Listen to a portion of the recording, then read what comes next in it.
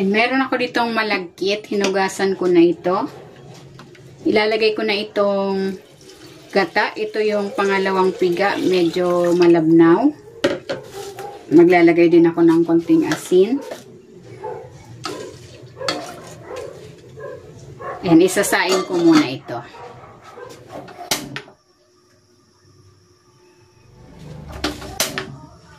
Gagawin ko muna yung latik. Ayan. Lagay natin tong gata. Ito yung unang piga.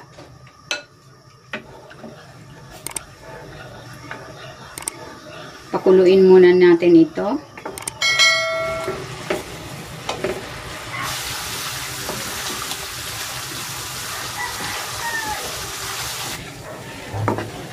Ayan, ito na yung latik. Hahanguin ko na ito and then i-drain ko na lang yung oil para humiwalay dito sa latik. And lulutuin ko naman yung malagkit. Maglalagay ako ng coconut cream. And naglagay ako dito ng 1/4 kilo na asukal.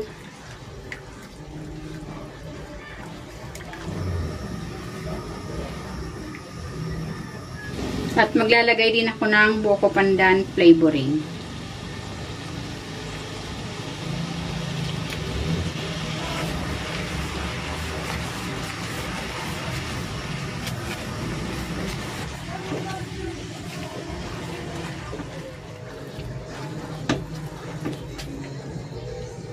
Ilalagay ko na dito yung sinaing ko na malagkit. Ayan.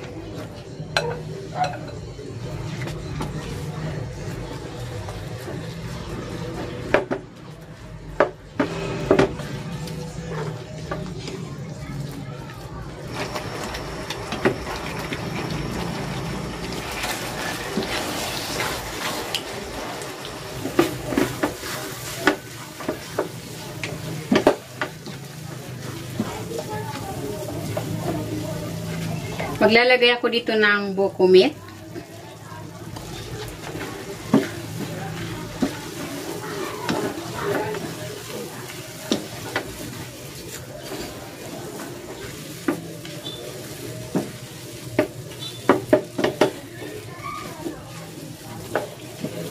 Ayan, okay na ito. Hahanguin ko na. And magbabalot na ako. Meron na ako ditong dahon ng saging. Dinarang ko na ito sa apoy para madaling ma-fold. Maglalagay ako ng 1/4 cup na malagkit.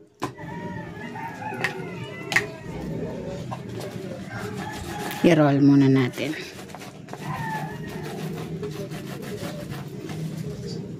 Maglalagay ako ng latik dito sa ibabaw.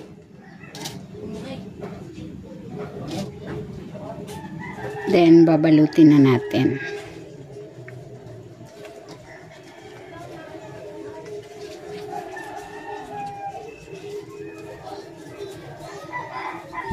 Ayan, ganyan lang. Uulitin ko lang ang proseso sa natitira pa nating malagkit.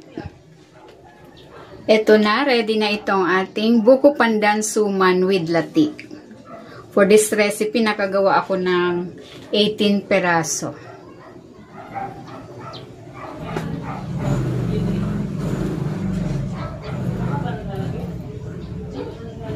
Ayan. Tikman na natin. Sarap.